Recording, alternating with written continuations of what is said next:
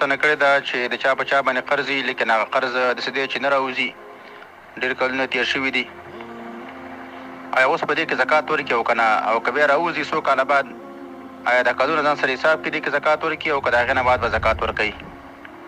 دې کې راجحه دا ده کله چې د چا په چا باندې قرض وي او دا قرض ورک قرض دی نه راوځي، دې کې فلحال زکات نشته. که دې کې 1 کال تېر شو، که 2 او که 3 او که 10 کاله تېر شو، کله چې راووته نو ځینې علما وایي چې باید د 1 کال زکات ورکړي، او دویم قول د علماو دا ده چې د سره پکې زکات شته نه دی، د هغې نه بعد به حساب کوي. د تېرو کلونو زکات نشته په دې باندې، او کله چې راووته بیا د هغې نه بعد زکات ورکوي، ځکه دغه وخته پورې دا مال ورک او د ورک مال او د داسې مال چې هغه ورک قرض دی په دې کې زکات نشته دی. السلام علیکم ورحمت الله.